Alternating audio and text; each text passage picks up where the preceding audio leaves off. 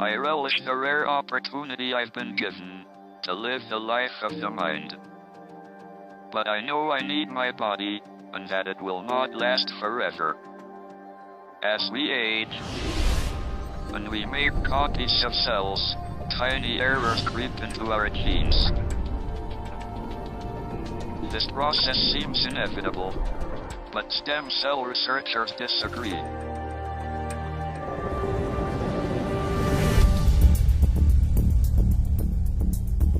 One of them is Dr. Vincent Giampapa. He believes our body's own natural reserves of stem cells can stem the tide of decay. The origin of the aging process really starts in our stem cells because that is the reservoir of the regenerative power and the ability to have our body cells renewed and repaired as we age. The stem cells we have in our adult bodies are not all powerful like embryonic stem cells. They are specialized to replenish specific tissues we need to maintain ourselves, like blood, bone, skin, and muscle. As we age, however, this repair system begins to break down. What we've learned recently is there is a clock, if you will, inside the cells that actually changes, or if you will, ticks as each year goes by. And as that happens, certain genes get turned off and other genes get turned on.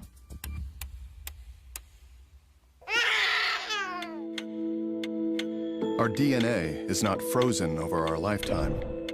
Our environment and the choices we make influence and change our genetic profile.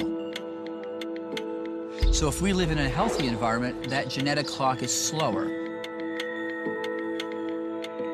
If we live in an unhealthy or stressful environment, the genetic clock accelerates.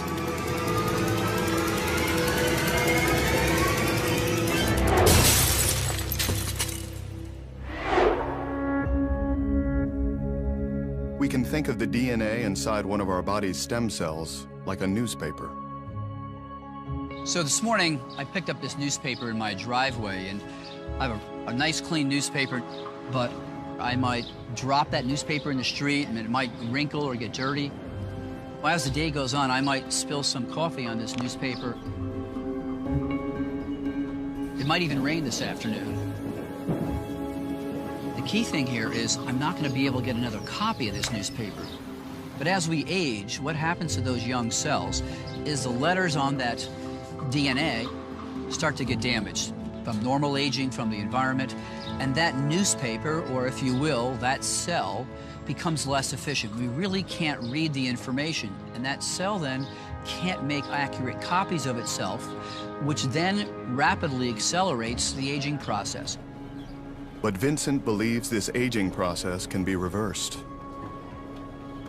His research team at the Cell Health Institute claims it has already begun rolling back the cellular clock on our body's natural supply of stem cells.